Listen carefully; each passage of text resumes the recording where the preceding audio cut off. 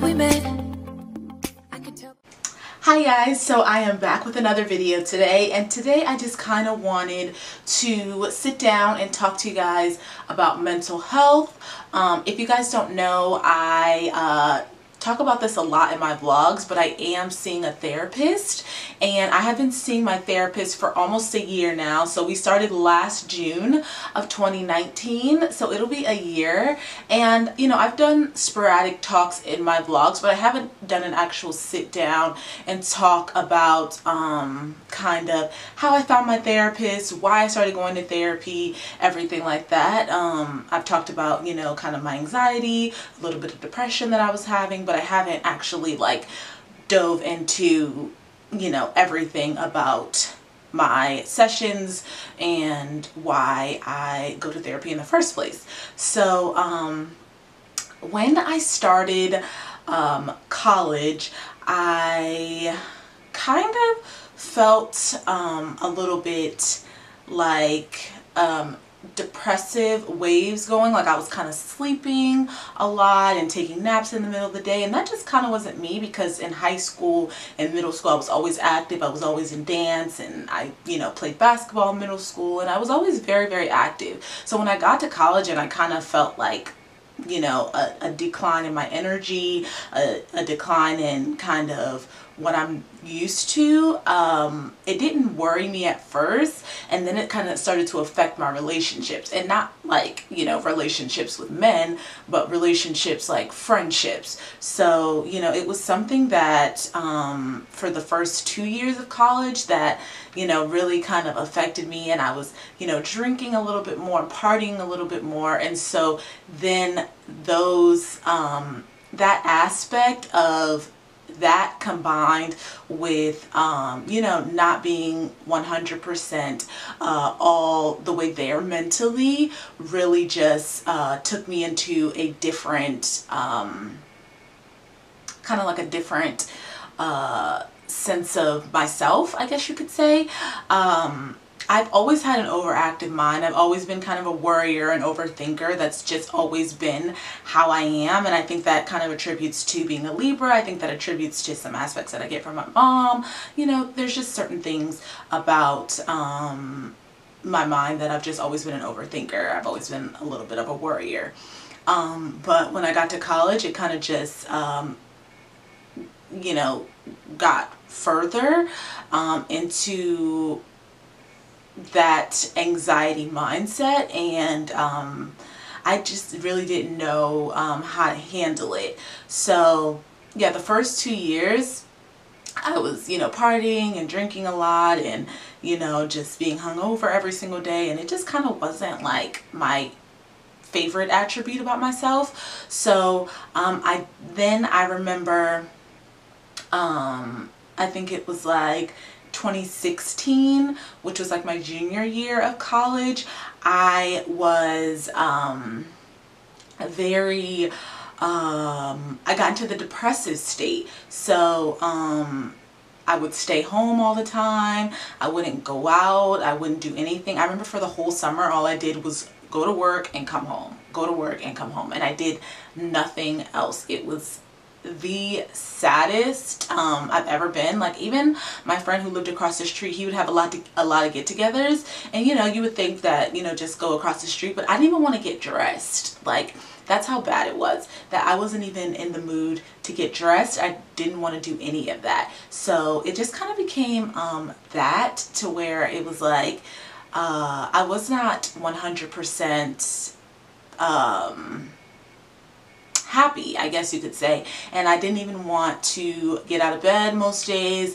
If I did want to get out of bed, it was only to get food, and it was only to go to work. So that was, you know, a very stressing time of my life.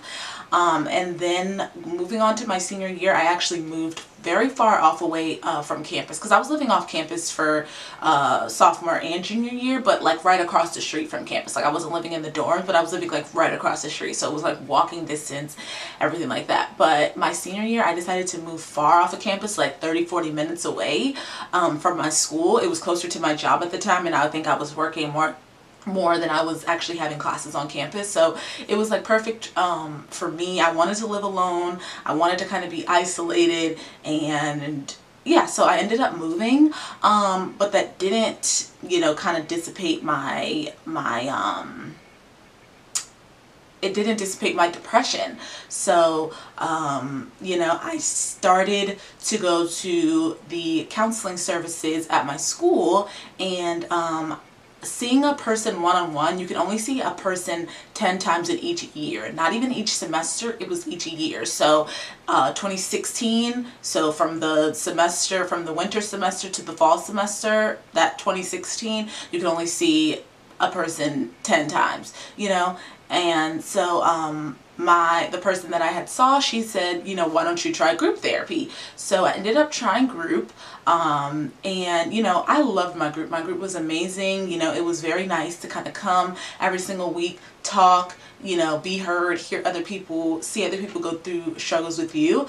But it really didn't help me in the way that I needed personal help. It was more of just, you know, because some weeks I would go in there and I would have nothing to say at all, or it was something that I didn't want to share with 7, 8, 9 people sitting around in a circle. Like, it was just some of those things. Sometimes I really just did need a one-on-one connection with somebody, and for somebody to hear me out and for me to talk for a full hour. Sometimes I just needed that. Sometimes it was just that. And you know, sometimes in the group I had a lot to share, I had a lot to say, and I would say things and I would be open and I would be honest. But sometimes I just didn't feel that I could be 100% honest, because I wasn't, I didn't want 10 people to hear what I had to say at any given time, and you know, it just be very, very personal. You know, sharing with one person versus 10 is just a little bit different. So I did group, and you know, I did start to feel better. I was like, you know, I can handle this, I can do this, you know, things like that. So I didn't do group the next semester, and you know, I was okay. I was still kind of drinking a little bit heavier, partying a little bit heavier. You know, I would still do those things, but I was having a little bit more control and kind of understanding how to navigate through my emotions, through my feelings. Now, that year I had graduated in 2018, I was in a relationship with someone that March before I graduated in May. Starting from March all the way up until the time that I moved back home, May of 2019, I was in a relationship with someone, and my mental health wasn't 100% there, and honestly his wasn't either. And he had a bit of a temper, and I have, you know, just kind of raging emotions. So when you add those two things together, a lot of our arguments were very volatile, and they were sometimes would get very physical, and it was sad. It was not something that I had ever experienced before, like being with somebody who was okay with, you know, hurting me, and you know, and me, you know, being volatile back to them. It was just something that I was not okay with. Like, it is just something that no relationship should be like that. No one should feel violated in their own personal space, and we both felt violated in our own personal space. I take complete responsibility for what I did, and you know, I hope that he takes complete responsibility for what he did. But you know, it's like that relationship was very, very toxic and very taxing on me. And at the time I wanted to go see a therapist when I was living there that September of 2019, the first time that it ever had gotten physical between him and I. But I actually wasn't making enough money at the time to where I felt like I could see a therapist on a regular and get the help that I needed and wanted, and you know, still be able to pay all the bills that I wanted to pay or needed to pay. So that was one thing. Also, oh, so yeah, so that was kind of how it was for us. And I just So I just remember, you know, that whole year, slowly but surely, it just started to get really, really worse. My skin started to break out. I was, you know, very emotional, sometimes crying, sometimes acting out in ways, you know, that just wasn't healthy. My mental health was just declining. And, you know, my best friend Sky, she was really, really, really like a very solid person in my life that I could just, you know, really rely on, and she was there for me. And, you know, she was working too at the time, and, you know, we didn't see each other all the time, but she was just somebody that I could run to whenever I needed her, whenever I was in these tense situations. Like, I remember my birthday, my 22nd birthday was completely ruined, and I just remember her and her boyfriend at the time, John, they took me out to the buffet and they paid for my my meal, and they were just so, you know, just special. And, you know, Sky is still my very best friend, and, you know, somebody that just I can talk to about everything and anything, and she's just 100% like understanding, and I don't have to feel like I'm like hiding anything. And that is just a relationship that I love with her. So she was just like somebody that I really went to for all of my kind of issues, because we have the same kind of emotions. She understands me. She understands, you know, my emotions and the anxiety and the depression and all of those things. And you know, so that was, you know, that was where we really bonded, and that is where we really bond, and that's just why I feel like I can tell her anything. Happy times, sad times, everything. So yeah, but now, since I had moved home, I wanted to seek out a therapist because I was still going through a lot of emotional issues from that previous relationship that I just wanted to clarify for myself. I want to be happy and I want to be healthy, and that is one thing that I really was striving for, because I wanted to have a good career. I wanted to have a good, you know, a good life, and I just didn't feel like I could do that without getting mental clarity for myself. So I went on an internet search and I wanted to find a therapist. My major thing when finding a therapist, the major thing that I wanted was for her to, one, be black, and two, be a female. I already said her, so you probably already guessed that. But those were the two things that I was really looking for, was just someone that I can relate to on my level. Not saying that a white female can't, you know, still get the same results. Not saying with a white male that I can't get the same results. Not saying with a black male that I can't get the same results. But it's just was something that I wanted to find for myself, and that I felt comfortable with. So I looked for a black female, and I wanted her to be close to where I live, and so my therapist is literally right down the street, 10 minutes. So that was one aspect. I really wanted her to be close to my house, and yeah, so I found my therapist, and she's amazing. We've been seeing each other for a year now, and a lot of our sessions have been so much happier. I will be honest, the first probably 6 months of our sessions, I cried in every single one of them, like literally every single session, from the very first time that I sat down with her and talked about everything. From our very first evaluation, I cried for like 6 months. I remember the first session that I didn't cry, it felt so good, because, you know, I felt like I was getting to a place, and not saying that sometimes I still do cry. Like even now with, you know, in the healthy relationship that I'm in right now with William, I still have cried, because sometimes, you know, I'm not perfect, William's not perfect, I'm still handling my emotions, and sometimes, you know, a relationship is an emotional thing. So, you know, sometimes in our relationship I do get upset, I do cry, and it's nothing that he does wrong necessarily, and it's, you know, it's nothing that even is worth me crying about, but I'm just an emotional creature. So it just happens to be that I do get you know, a little bit of a crybaby syndrome. But yeah, so our first 6 months of sessions, I cried like every single one of them. I see my therapist every other week, so twice a month, typically, depending on how that month goes. and my sessions are $80.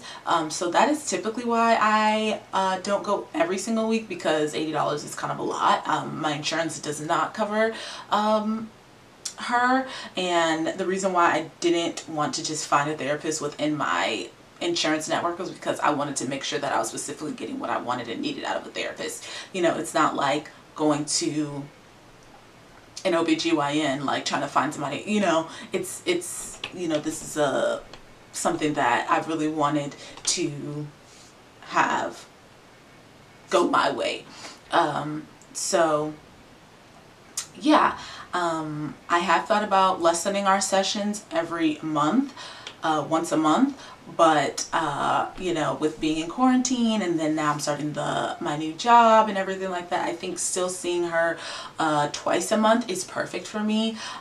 So, you know, and I don't want it to be where, you know, I have 3 good sessions in a row and then it's like, oh, well, I don't need you anymore, you know. And that was where I feel like I went wrong with the group, is like, you know, I didn't go back and seek help still. I just thought that, oh, 1 semester and I was all done, you know.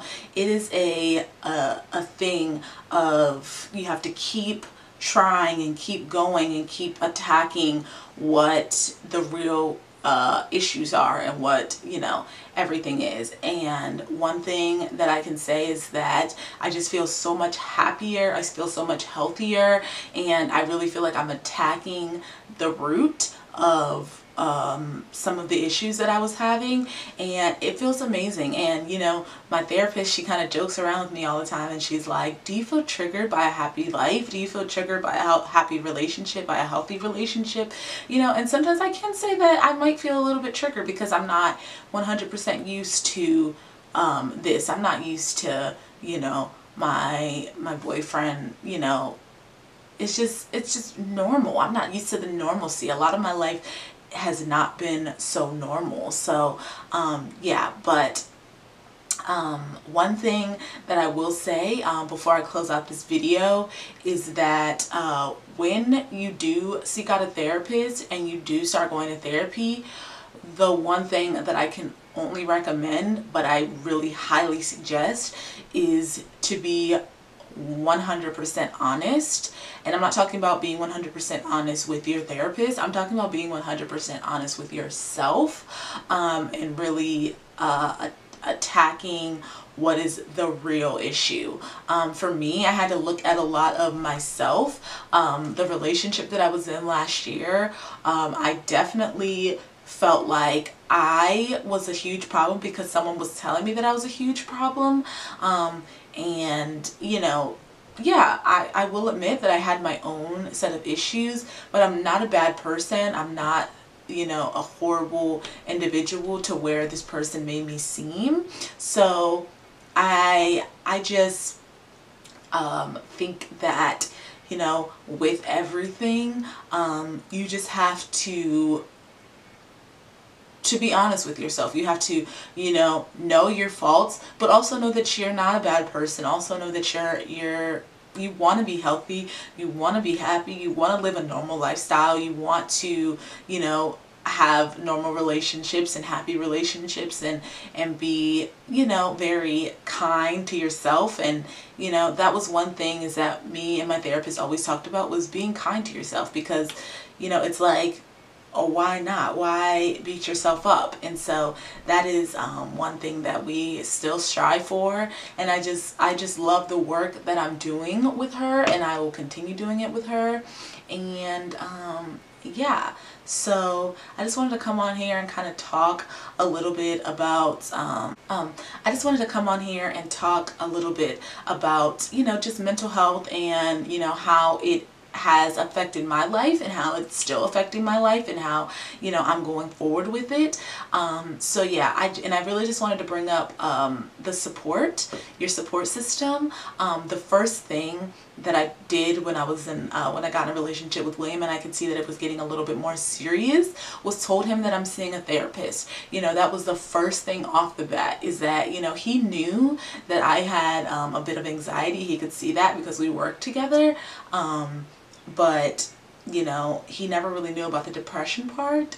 And, you know, sometimes he sees it. I don't really talk about it too much with him, but it's like, you know, he knows, and I was 100% honest with him from the beginning. And that's one thing, is that having people in your life that you're 100% honest with. And that's one thing that I try to do now, is be honest. Like, you know, I don't try to hide or lie or say anything. You know, I felt like I used to not be honest with people, and say, hey, you know, I can't hang out because I just don't feel like it. I'm just having an episode, you know, or I'm having a mood or something like that. Like, you know, being honest. Like, I will tell my boyfriend 100%, like, I'm just in a mood, you know, and I just, you know, I'm having an episode where I just want to be in bed all day, or, you know, whatever. I'm just, you know, 100% honest. Or I'll tell him when I'm feeling stressed, or, you know, he'll see me kind of breaking down and crying, and having that support, you know, is one thing. Like, I can call Sky and cry, and she's, you know,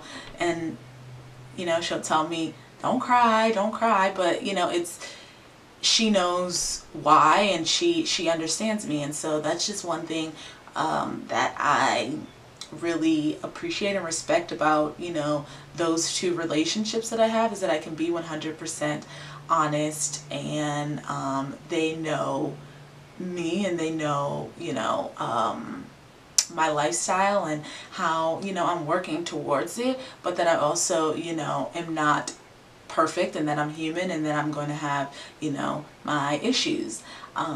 But yes, so I just wanted to come on here and talk to you guys about that. And I hope that if you are having any mental health issues, that you just go seek some help. It's not a bad thing to ask for help and to get some help.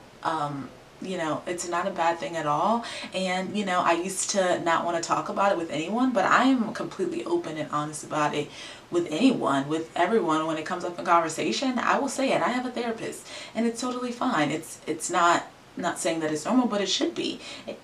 And, you know, that's just one thing that is something that I'm grateful for. I'm grateful that I can afford a therapist to sit down and talk to someone and have an unbiased opinion, and, you know, just kind of unravel a lot of things that are going on in my brain. But yes, so I hope you guys enjoyed this video. I am going to start getting ready to head out for work now, and I really hope that I see you guys in the next one. See you later.